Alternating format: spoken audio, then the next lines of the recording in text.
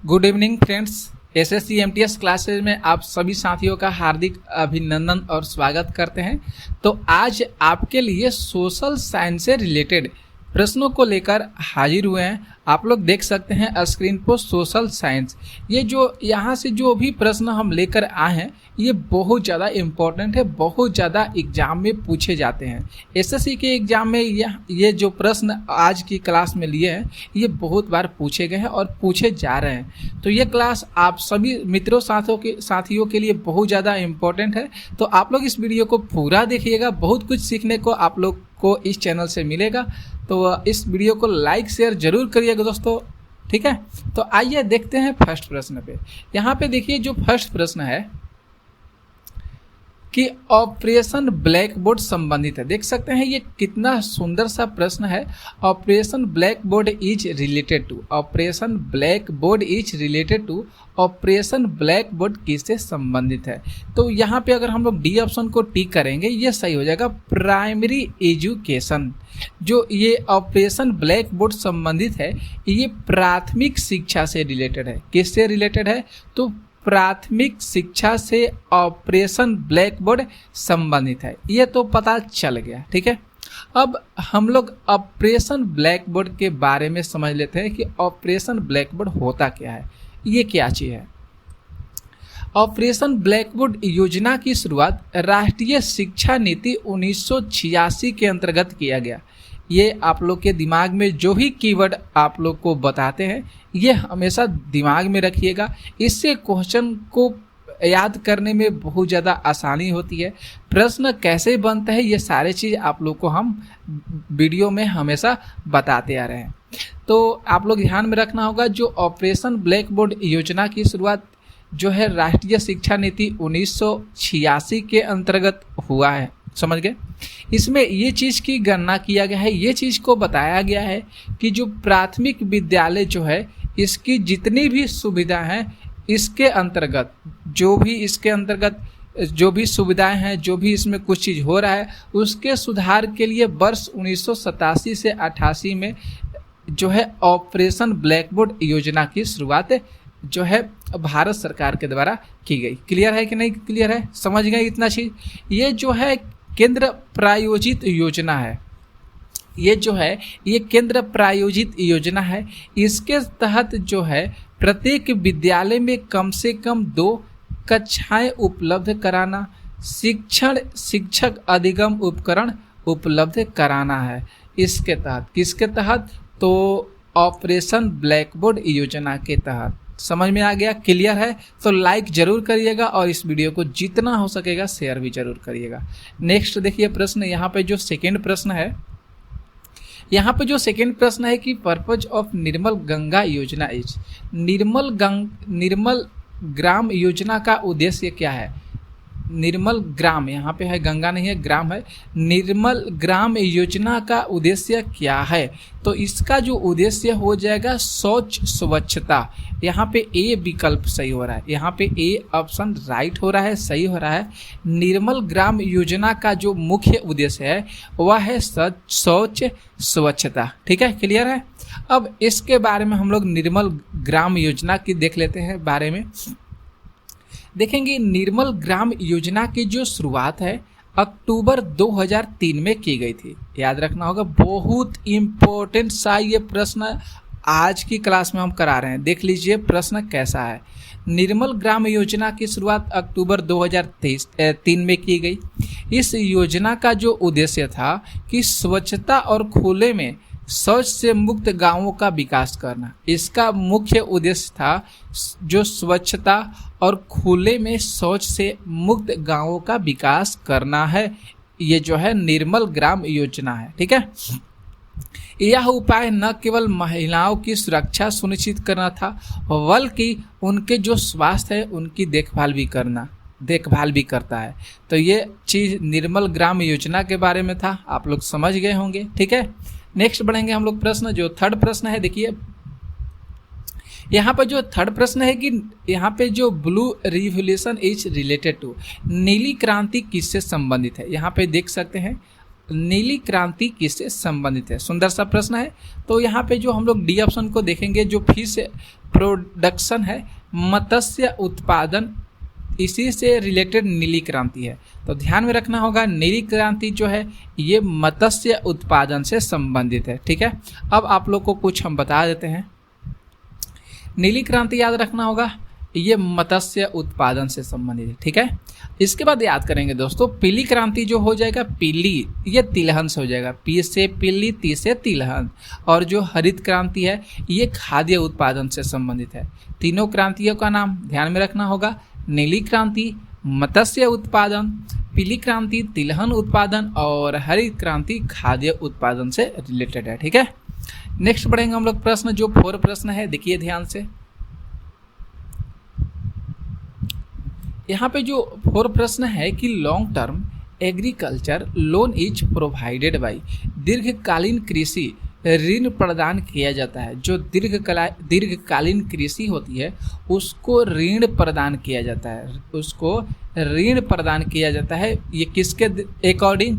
तो यहाँ पे सी ऑप्शन को हम लोग टिक करेंगे, जो लैंड डेवलपमेंट बैंक मतलब भूमि विकास बैंक द्वारा दीर्घकालीन कृषि को ऋण प्रदान किया जाता है। किसके अकॉर्डिंग? तो भूमि विकास बैंक के द्वारा। किसके अकॉर्डिंग दोस्तों? तो भूमि विकास बैंक के द्वारा। इसके बारे में हम लोग समझते हैं। भूमि विकास बैंक, जिसको LDB की स्थापना जो है भारत में 1929 में की गई। जो भूमि विकास बैंक है इसकी स्थापना 1929 में की गई। भूमि विकास बैंक द्वारा जो है दीर्घकालीन ऋण प्रदान किया जाता है। इसके अंतर्गत क्या किया जाता है? तो दीर्घकालीन ऋण प्रदान किया जाता है। ठीक है, आमतौर पर जो है ये 1 वर्ष से अधिक समय के लिए संस्थागत ऋण प्रदान करता है। जो भूमि विकास बैंक है ये 1 वर्ष से मतलब 1 साल से अधिक समय के लिए संस्थागत रूप से ऋण प्रदान करता है। क्लियर, समझ गए? नेक्स्ट बढ़ेंगे हम लोग प्रश्न, यहाँ पे 5। यहाँ पे जो 5 प्रश्न कर रहा है कि who among the following is called Martin Luther king of India. निम्न में से कौन भारत का मार्टिन लूथर कहलाता है?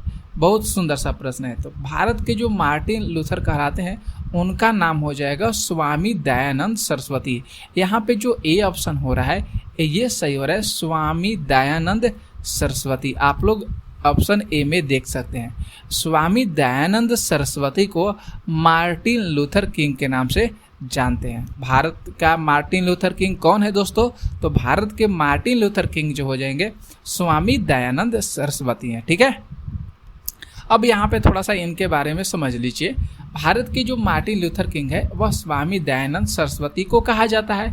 स्वामी दयानंद सरस्वती ने नेत्रहीन वीरजानंद स्वामी से वेदों की दार्शनिक व्याख्या का ज्ञान प्राप्त किए थे। कौन? तो जो स्वामी दयानंद सरस्वती हैं ये नेत्रहीन वीरजानंद स्वामी से वेदों की दार्शनिक व्याख्या का ज्ञान प्राप्त किए थे। वे जो थे शुद्ध वैदिक परंपरा में विश्वास करते थे। कौन? जो मार्टिन लूथर किंग थे, जिनको स्वामी दयानंद सरस्वती कहा जाता है, उनको ये जो थे ये शुद्ध वैदिक परंपरा में विश्वास करते थे। और वेदों की ओर जो नारा है, ये वेदों की ओर लौटो नारा किसने दिया था? तो स्वामी दयानंद सरस्वती ने दिया था। और शुद्धि आंदोलन इन्हीं के द्वारा चलाया गया था। याद रखना होगा, पूछा जाता है कि शुद्धि आंदोलन किसके द्वारा चलाया गया था? तो स्वामी दयानंद सरस्वती के द्वारा चलाया गया था। ठीक है, इन्होंने बाल विवाह, इसके बाद करेंगे जो प्रथा है, बाल विवाह प्रथा है, इसके बाद दहेज प्रथा, जो बहु विवाह, जाति व्यवस्था, छुआछूत, मूर्ति पूजा, अवतारवाद, कर्मकांड, ये सारे चीज़ों का विरोध जो है स्वामी दयानंद सरस्वती के द्वारा किया गया है। कर्म आधारित वर्ण व्यवस्था का समर्थन भी किए हैं स्वामी दयानंद सरस्वती। तो ये भी आता है प्रश्न कि निम्नलिखित में से कर्म आधारित वर्ण व्यवस्था का समर्थन किसने किया है? तो स्वामी दयानंद सरस्वती ने किया है। ठीक है दोस्तों, आगे बढ़ेंगे हम लोग प्रश्न। देखिए जो 6 नंबर प्रश्न है, यहाँ पर जो 6 प्रश्न कर है कि how many fundamental duties are there in the constitution of India. भारतीय संविधान में कितने मौलिक कर्तव्य हैं? तो भारतीय संविधान में अभी जो है 11 मौलिक कर्तव्य, पहले 10 थे लेकिन एक और बढ़ गए जिसके अंतर्गत 11 मौलिक कर्तव्य हो गए। भारतीय संविधान में कितने मौलिक कर्तव्य हैं? 11। देखिए कैसे 11 हुआ है, थोड़ा सा हम आपको इतिहास के मामले में इसके बारे में बता देते हैं। प्रारंभ में भारतीय संविधान में मौलिक कर्तव्य शामिल नहीं थे, याद रखना होगा। जो प्रारंभ में जो भारतीय संविधान बना था उस समय मौलिक कर्तव्य एक भी नहीं था, ठीक है। जब स्वर्ण सिंह समिति की सिफारिश पर, स्वर्ण सिंह समिति के सिफारिश पर भारतीय संविधान में शामिल किया गया। भारतीय संविधान में मौलिक कर्तव्य को स्वर्ण सिंह समिति के सिफारिश पर जो है इसको शामिल किया गया, तब जाकर 8 मूल कर्तव्यों को जोड़ा गया। तब जाकर क्या हुआ? 8 मूल कर्तव्य को जोड़ा गया। लेकिन 42वें संविधान संशोधन 1976 द्वारा 10 मूल कर्तव्यों को जोड़ा गया। कितने मूल कर्तव्यों को जोड़ा गया? 42वें संविधान संशोधन के द्वारा तो 10 मूल कर्तव्यों को जोड़ा गया, ठीक है। अब इसके बाद जब 86वें संविधान संशोधन 2002 द्वारा एक और मौलिक कर्तव्य को जोड़ा गया, जिससे मिलकर वर्तमान में जो मौलिक कर्तव्यों की संख्या है वह कितना हो गई? 11 हो गई। जिससे वर्तमान में मौलिक कर्तव्यों की संख्या कितना हो गई दोस्तों? तो 11 हो गई। समझ में सारी चीज़ आ गया कि कैसे कैसे जो है मौलिक कर्तव्य को जोड़ा गया है, ठीक, संविधान में, ठीक है। पहले 42वें संविधान संशोधन को जोड़ा गया तो 10 मूल कर्तव्यों को जोड़ा गया। फिर उसके बाद जो 86वें अभी संविधान संशोधन में कितने मौलिक कर्तव्य को जोड़ा गया? 1 जोड़ा गया, जिसके अकॉर्डिंग वर्तमान में मौलिक कर्तव्य 11 हो गए। समझ गए? नेक्स्ट देखते हैं हम लोग प्रश्न जो 7 है। 7 प्रश्न यहाँ पे करे कि खाद्य यंत्रों को समर्थन मूल्य की संस्तुति देता है। जो खाद्य यंत्र है इसके समर्थन मूल्य की संस्तुति देता है, तो वह देता है, संस्तुति देता है वह कृषि लागत एवं मूल्य आयोग, जिसको हम commission on agriculture cost and pricing कहते हैं। कृषि लागत एवं मूल्य आयोग, राइट आंसर सही हो रहा है। ठीक है, commission on agriculture cost and pricing. यहाँ पे थोड़ा सा ध्यान से देखिएगा। खाद्य यंत्रों के समर्थन मूल्य की जो संस्तुति होती है ये कृषि लागत एवं मूल्य आयोग CACP द्वारा किया जाता है। तो CACP के द्वारा फुल फॉर्म आप लोग याद रखिएगा कि commission agriculture at cost and pricing, जो ठीक है, commission on agriculture cost and pricing, ये चीज़ जो है CACP द्वारा की जाती है, इसका फुल फॉर्म है। ठीक है, इसके द्वारा जो है 22 फसलों के न्यूनतम समर्थन मूल्य और गन्ने के लिए उचित एवं लाभकारी मूल्यों की घोषणा की जाती है। ठीक है, इसके बाद आगे देखिए, जब खाद्य यंत्रों के लिए MSP वर्ष 1964 में लागू किया गया। जो MSP वर्ष है, MSP खाद्य यंत्रों के लिए 1964 में लागू किया गया, और जो CACP है इसका गठन जो है 1985 में हुआ। तो ये जो CACP का गठन, यहाँ पे जो commission on agriculture cost and pricing है, इसका गठन जो है 1986 में हुआ, 85 में हुआ। ठीक है, तो इसे ध्यान में रखना होगा। ओके, आगे चलते हैं हम लोग। प्रश्न जो 8 है, देखिए यहाँ पे जो 8 प्रश्न है कि सार्वजनिक वितरण प्रणाली का लक्ष्य क्या है। जो सार्वजनिक है वितरण प्रणाली का लक्ष्य क्या है? तो गरीबों का खाद्य सुरक्षा उपलब्ध कराना। यहाँ पे ए ऑप्शन सही हो रहा है, गरीबों को खाद्य सुरक्षा उपलब्ध कराना। देख सकते हैं दोस्तों कितना इंपॉर्टेंट प्रश्न है ये। तो गरीबों को खाद्य सुरक्षा उपलब्ध कराना, ये जो है सार्वजनिक वितरण प्रणाली का लक्ष्य होता है। ठीक है, अब यहाँ पे देख लीजिए, जो भारत में सार्वजनिक वितरण प्रणाली जो है इसकी शुरुआत 1947 में हुई है। भारत में सार्वजनिक वितरण प्रणाली की शुरुआत 1947 में हुई है, और CACP की शुरुआत कब हुई है? तो अभी आप लोग को जस्ट पता है 1984 में हुई है। कब हुई है? तो 1984 में हुई है। तो जो सार्वजनिक वितरण प्रणाली है ये 1947 में लागू किया गया। ठीक है, इसका लक्ष्य क्या था हमारे देश में कि गरीबों के लिए सब्सिडाइज दरों पर खाद्य और अखाद्य पदार्थों का वितरण कराना। मतलब सब्सिडी दरों पर जो है खाद्य और अखाद्य पदार्थों का वितरण कराना, जिसमें उपभोक्ताओं को वस्तुओं की बढ़ती कीमतों से बचाया जा सके। ठीक है, क्लियर। आगे चलते हम लोग प्रश्न देखेंगे 9। यहाँ पे जो 9 प्रश्न है कि भारत में कर्मचारी के महंगाई भत्ते निर्धारित करने का आधार क्या है। भारत में कर्मचारियों के महंगाई भत्ते निर्धारित करने का आधार क्या है। तो इसका जो मुख्य आधार हो जाएगा उपभोक्ता मूल्य सूचकांक। यहाँ पे सी ऑप्शन सही हो रहा है, कंज्यूमर प्राइसिंग इंडेक्स। जो उपभोक्ता मूल्य सूचकांक है ये महंगाई भत्ते निर्धारित करने का एक जरिया है। ठीक है, अब थोड़ा सा ध्यान से समझ लीजिएगा इसके बारे में। भारत में कर्मचारियों के महंगाई भत्ते निर्धारित करने का जो आधार है ये उपभोक्ता मूल्य सूचकांक, जिसको सीपीआई कहा जाता है। ठीक है, सीपीआई का माप क्या है कि भोजन, परिवहन, चिकित्सा देखभाल जैसे उपभोक्ता वस्तुओं और सेवाओं की एक टोकरी की कीमतों के भारित औसत की जांच करना, जो सीपीआई की माप है। इसे श्रम ब्यूरो द्वारा प्रकाशित किया जाता है। जो सीपीआई है इसको किसके द्वारा प्रकाशित किया जाता है, तो श्रम ब्यूरो के द्वारा इसको प्रकाशित किया जाता है। ठीक है, नेक्स्ट देखिए प्रश्न। यहाँ पे जो 10 प्रश्न है, राष्ट्रीय खाद्य सुरक्षा अधिनियम किस वर्ष लागू हुआ। राष्ट्रीय खाद्य सुरक्षा अधिनियम किस वर्ष लागू हुआ, तो 2013 में लागू हुआ। कब हुआ दोस्तों, तो 2013 में राष्ट्रीय खाद्य सुरक्षा अधिनियम को लागू किया गया। डी ऑप्शन यहाँ पे सही हो रहा है। इसके बारे में थोड़ा सा समझ लीजिए। ये जो है राष्ट्रीय खाद्य सुरक्षा अधिनियम, ये कल्याण में से अधिकार आधारित दृष्टिकोण में एक आदर्श बदलाव का प्रतीक के रूप में इसे जाना जाता है। 50% शहरी और 75% ग्रामीण आबादी को खाद्य यंत्रों का अधिकार देता है। 50% शहरी को देता है और 75% ग्रामीण आबादी को देता है। इसके तहत जो है 80 करोड़ व्यक्तियों को कवर करता है ये, तथा चावल, गेहूं, मोटा अनाज क्रमशः 3/2/1 रुपये प्रति किलोग्राम दर से दिया जाता है। समझ में आ गया।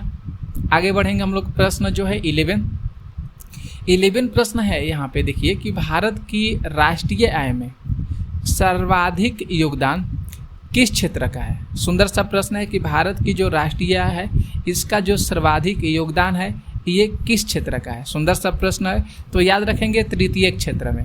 यहाँ पे जो ऑप्शन जो सी हो है ये सही हो रहा है, तृतीय क्षेत्र में। किसके क्षेत्र में, तृतीय क्षेत्र में। ठीक है, भारत की जो राष्ट्रीय आय का सर्वाधिक योगदान है वह तृतीय क्षेत्र के अंतर्गत आता है। ठीक है, यहाँ पे देख लीजिए, जो ये तो आप लोग को बता दी है, जो सीएसओ के जो फरवरी 2023 के आंकड़े के अनुसार वर्ष 2021 से 22 में प्राथमिक, द्वितीय और तृतीय क्षेत्रों का योगदान जो है 21%, इसके बाद 26.5% और 52.5% है। ठीक है, 2021 से लेकर 22 तक के आंकड़े के अनुसार इस बात की पुष्टि की गई है। समझ में आ गया।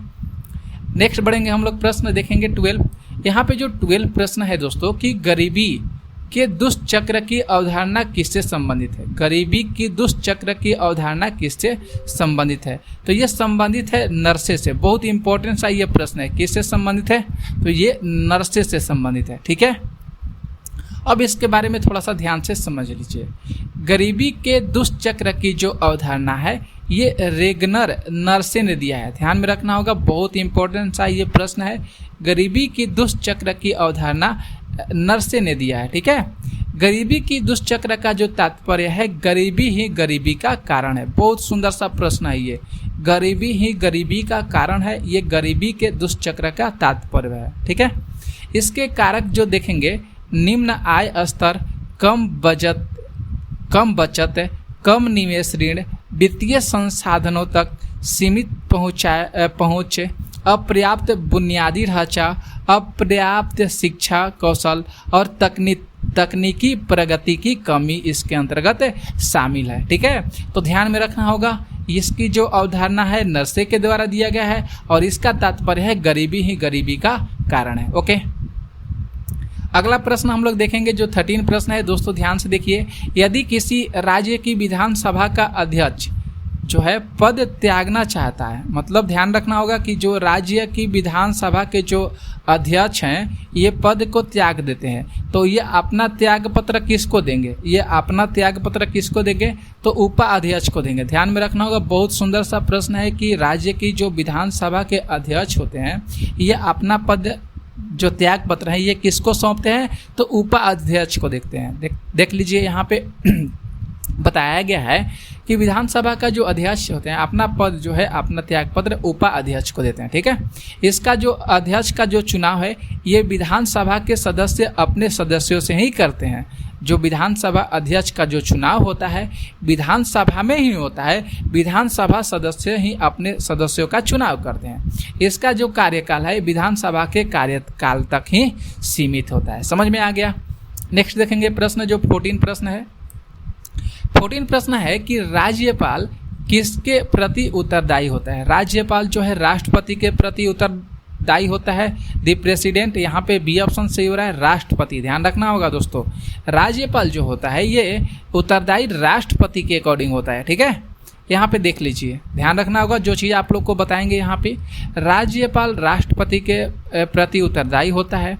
संविधान के 155 के तहत राष्ट्रपति द्वारा राज्यपाल की नियुक्ति की जाती है। ध्यान में रखना होगा, राज्यपाल की नियुक्ति कौन करता है, तो राष्ट्रपति करते हैं। कौन से आर्टिकल के अंतर्गत, तो आर्टिकल 155 के अंतर्गत। ठीक है, राष्ट्रपति जो है उस व्यक्ति को किसी राज्य का राज्यपाल नियुक्त करते हैं। ठीक है, जिसे केंद्र सरकार द्वारा नामांकित किया जाता है।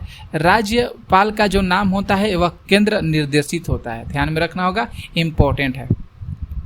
अगला प्रश्न यहाँ पे देखिए 15 प्रश्न है कि भारतीय राजनीतिक व्यवस्था में कार्यपालिका किसके अधीन रहकर कार्य करती है। भारतीय राजनीतिक व्यवस्था में जो कार्यपालिका होती है, न्यायपालिका होती है, ये किसके अधीन कार्य करती है। सुंदर सा प्रश्न है। तो ये जो है विधायिका के अंतर्गत, जो यहाँ पे बी ऑप्शन दिया गया है देख रहे हैं, ये सही होगा। कार्यपालिका जो है विधायिका के अंतर्गत रहकर कार्य करती है। ठीक है, क्योंकि भारतीय राज्य व्यवस्था में 2 विधायिका है, एक संघ विधानमंडल और दूसरा है राज्य विधानमंडल। संघ विधानमंडल है और दूसरा राज्य विधानमंडल है। ठीक है, केंद्रीय विधानमंडल में राज्यसभा और लोकसभा शामिल है। ध्यान रखना होगा, जो केंद्रीय विधानमंडल है राज्यसभा लोकसभा शामिल है। ठीक है, इस प्रकार जो कार्यपालिका जो है विधायिका के अधीन रहकर अपना कार्य सारी करती है। ठीक है, नेक्स्ट देखिए प्रश्न दोस्तों 16 यहाँ प्रश्न है कि निम्नलिखित में से राष्ट्रपति किसके नियुक्ति करते हैं। राष्ट्रपति किसकी नियुक्ति करते हैं, तो आप लोग देखेंगे